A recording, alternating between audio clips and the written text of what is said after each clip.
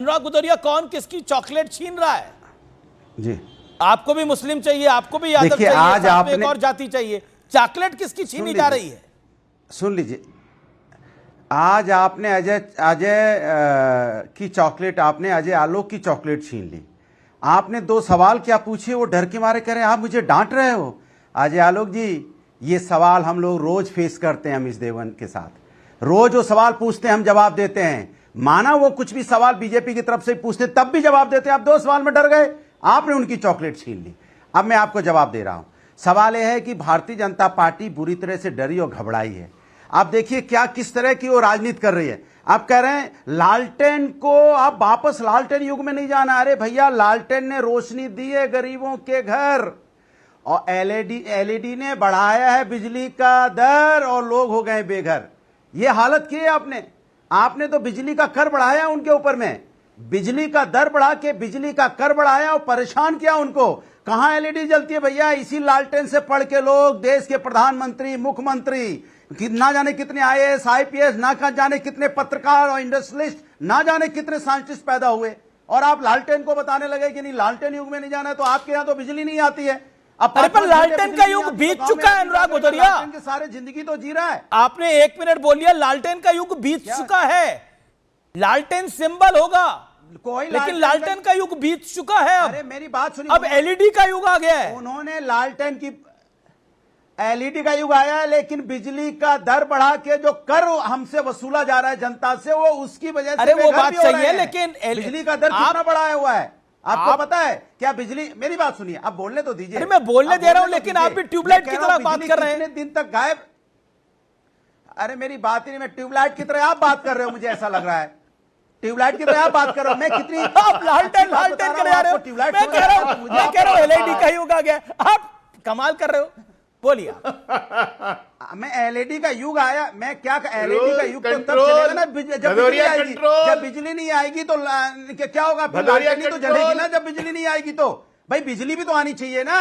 ये कह रहे थे कि अभी हमने सोलर प्लांट लगाने वाले हैं, मुख्यमंत्री ने सोलर की बात की है। अरे 20 साल से क्या कर रहे थे फिर, जब अभी तक सोलर प्लांट नहीं? अरे महाराज, आप मैं कह रहा हूं, आप एलईडी, आप लालटेन को सपोर्ट करिए, लेकिन अपने घर पे कोई लालटेन लगा के खुश नहीं है। सबको एलईडी की रोशनी चाहिए। आपके घर पे लालटेन नहीं है, एलईडी है? बताइए।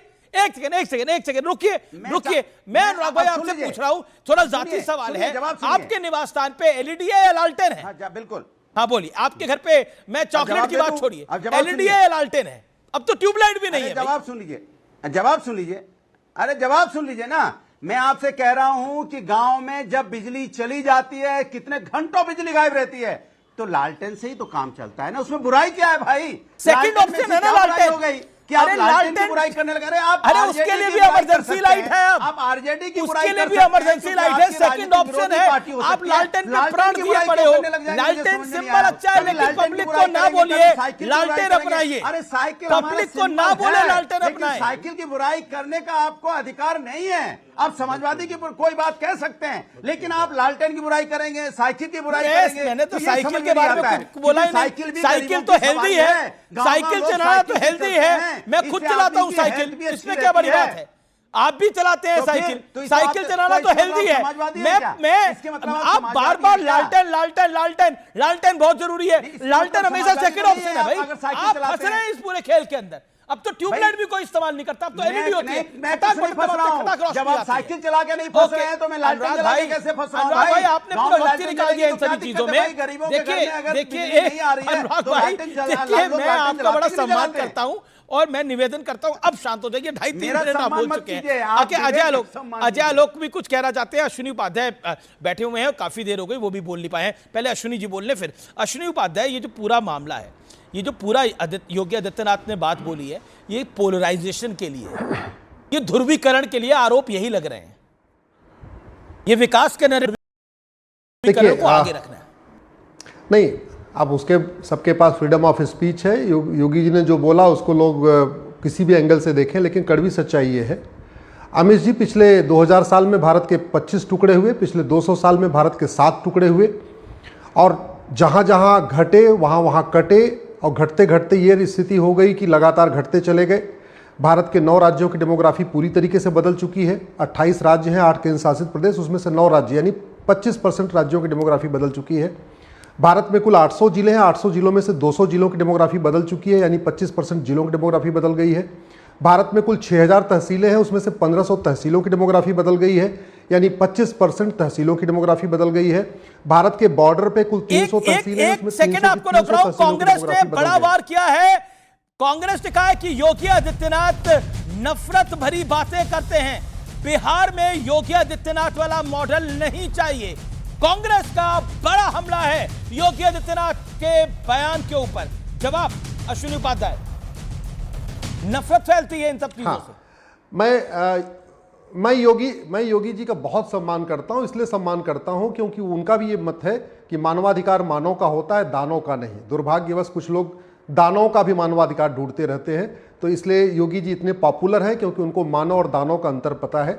योगी जी को धर्म और मजहब का अंतर पता है, धर्म और रिलीजन का अंतर पता है।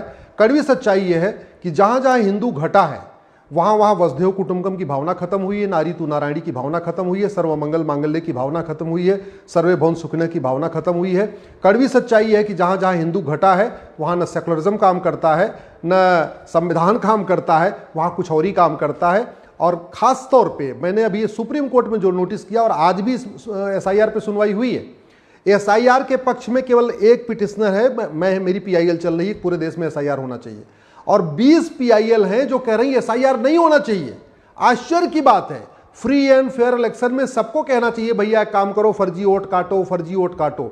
बिहार में SIR न हो इसका विरोध करने के लिए 20 पिटीशन आई हैं, उसमें सांसद भी हैं, विधायक भी हैं, भूतपूर्व मंत्री भी हैं, और बड़े बड़े दिग्गज वकील होकर लगातार ये दलीलें दे रहे हैं कि कैसे करके SIR कट जाए। मैंने तो एस्टिमेट किया था कि भारत में 5 करोड़ फर्जी वोटर है, लेकिन अब लग रहा है कि भारत में लगभग ये आंकड़ा 7 करोड़ तक जाएगा, क्योंकि अगर 65 लाख फर्जी वोटर बिहार में हो गए, इसका मतलब बंगाल में ये आंकड़ा लगभग 1 करोड़ जाएगा, असम में लगभग आंकड़ा 1 करोड़ जाएगा। बस अपनी बात खत्म कर रहा हूं, कड़वी सच्चाई ये है कि बिहार के 1/3 जिलों की डेमोग्राफी बहुत बदल चुकी है। बिहार में केवल 80-20 नहीं है, बिहार के कुछ जिलों में 70-30 है, बिहार के कुछ जिलों में 60-40 का रेशियो है, और बिहार के कुछ जिलों में 50-50 का रेशियो हो चुका है, और कुछ जिले तो ऐसे हैं जहां हिंदू 40% हो चुके हैं, गैर हिंदू 60% हो चुके हैं। वारिस पठान जवाब इस बात का। देखिए अमीश भाई, देखिए अभी हमारी हिस्सेदारी की लड़ाई थी। हमने ये कहा था कि जब 14% वाला यादव अगर मुख्यमंत्री बन सकता है तो 19% वाला मुसलमान को क्या अधिकार नहीं है हिस्सेदारी का? क्या उसको नहीं चाहिए डेवलपमेंट, विकास का? बराबरी क्यों नहीं देते उनको? हमने इसलिए कहा था कि आइए साथ में, क्योंकि यही बोलते थे ना महाविकास आघाड़ी के वक्त भी कि जिसकी जितनी संख्या भारी उसकी उतनी हिस्सेदारी। अब अगर उस हिसाब से आप देखो तो बिहार के अंदर 38 जिले तो मुसलमान 19% है, आप डिवाइड कर लो कितने लोगों को मिलना चाहिए टिकट, मगर यकीन मानो अमीश भाई किसी को नहीं मिलेगा, 10% भी लोग नहीं बात मानेंगे। और हम जब साथ में जाने की बात करते तो कांग्रेस वाले हमारे ऊपर बेबुनियाद इल्जाम लगाते हैं। खुद के अंदर सेल्फ इंट्रोस्पेक्शन कभी नहीं किया है लोगों ने। हरियाणा में पूरा सुपड़ा साफ हो गया, जहाँ हरियाणा के ऊपर से तो असद ओवैसी का हेलीकॉप्टर भी नहीं गया था, फिर क्यों हार गए? देखिए ये चाहते नहीं है कि बीजेपी को हराए, ये चाहते नहीं है कि एनडीए को हराए, हम चाहते हैं बीजेपी को हराए। इसलिए हमने बोला कि सेकुलर वोटों का विभाजन न हो, साथ में आ जाते। मगर यहाँ बैठ के बस इल्जाम लगाना, बेबुनियाद बातें करना और मुसलमानों के वोटों को अपना पेट्रोल डीजल का कर जो फर्ज निभा रहे हो आप, अच्छी बात है, इसके लिए बधाई के पात्र हो। जो डीजल पेट्रोल आपको आपके हेलीकॉप्टर में डल रहा है उसका कर जो फर्ज बड़ा आरोप है अनुराग, सब देख रहे हैं। आप सत्ता से सवाल नहीं पूछ रहे हो, अरे आपको तो शर्म आना चाहिए। सवाल नहीं पूछ रहे हो, दलितों पर अन्याय हुआ बिहार में सवाल नहीं पूछ रहे हो, पुल गिर जा रहे सवाल नहीं पूछ रहे हो, हॉस्पिटल के अंदर में गोलियां चल रही अनुराग वारिस बीच में नहीं बोले, सवाल नहीं पूछ रहे, वहां पे लाठियों की बारिश हो गई, वहां पे रोजगार मांग रहे हैं, पटना में तो बड़ी बात बोल रहा हूं। सवाल भी एक सेकंड ऑडियो डाउन, अनुराग आपको ऑडियो डाउन करो 10 सेकंड के लिए। ओके 10 सेकंड के लिए वारिस साहब बोलिए, 10 सेकंड के लिए आप बोलिए, फिर अनुराग 10 सेकंड के लिए आप बोलिएगा। ओके देखिए अनुराग भाई ये बात कर रहे, इकरा हसन इन्हीं की सांसद है, मुसलमान सांसद है, उसको इतने बड़े बड़े अक्षरों से बुलाया गया, मुल्ली कहा गया, खराब नामों से बुलाया गया, बेचारी इमोशनल हो गई। अभी तक अखिलेश यादव ने अपने मुंह से उसके खिलाफ एक अल्फाज नहीं बोला, उनको सपोर्ट में एक अल्फाज नहीं बोला। ये मुसलमानों की बैठ के यहाँ पे बात करेंगे, क्या इनसे मुसलमान एक्सपेक्ट करेगा देश का, भारत का? बताइए मुझे, क्या बिहार के मुसलमान के लिए करेंगे? बिहार में तो उनका कुछ है भी नहीं। अरे भाई आजम खान को तो जेल में थे, वो तो बाहर इकरा हसन की बात कर रहा हूँ। ओके ठीक है, ओके ओके ओके अनुराग 10 सेकंड, ओके ऑडियो वारिस साहब आपका ऑडियो डाउन है, एक सेकंड देखिए, ओके अजय आलोक काफी देर से नहीं आए हैं, ओके क्विकली अनुराग 30 सेकंड, आप तो मुसलमान के ओके अनुराग भदौरिया 30 वारिस भाई सेकंड। की बात से पता चल बताइए। देखिए वारिस भाई की बात से पता चल गया कि इनके पेट्रोल जो मिल रहा है ना हेलीकॉप्टर में, वो कहां से आ रहा है। अरे सवाल विपक्ष से पूछ रहे हो, सवाल सत्ता से पूछना है। बिहार में चुनाव, पूछिए दलितों के घर क्यों जला दिए गए, पूछिए हॉस्पिटल में घुस के क्यों गोली चल रही है, पूछिए आप किस तरह से रोजगारों पे लाठियां बरसाई जा रही है। पटना में जो रोजगार मांगने जा रहे हैं, आप पूछ रहे पुल क्यों गिर जा रहे हैं, भ्रष्टाचार क्यों, सवाल नहीं पूछ पा रहे हैं। सवाल विपक्ष से पूछ रहे हैं, आप बताइए, आप बताइए। अरे विपक्ष बताएगा, इसके मतलब आपकी जो डीजल पेट्रोल है ना वारिस जी, कहां से आ रहा है, हेलीकॉप्टर भो भो भो भो भो जो उड़ रहा है, इसका हिसाब भी नहीं हो रहा है। तो सब समझ में आ रहा है कि आप किसकी पार्टी की बात कर रहे हैं, किसका बी टीम है। आप वारिस हेलीकॉप्टर भौ भौ भौ कर रहा है आपका, आप डीजल पेट्रोल कहां से ला रहे समझ रहे हैं ना आपको क्या कह रहे हैं ये लोग, नहीं, आपका हेलीकॉप्टर भौ भौ करता है। मैं समझ रहा हूं। अरे अमीश भाई वो तो बिहार की जनता भी इनको जवाब देगी ना। हमारे लिए तो देखिए एक तरफ बीजेपी एनडीए, दूसरी तरफ ये अनुराग शांति आपकी नहीं बोले वारिस, जो लेके निकल गए सोशल, मगर करते कुछ नहीं। रैली निकाला हमने, सैलाब निकाल लिया ठीक पूरा है। बिहार का मैं अजय आलोक की बात करता हूं, अजय आलोक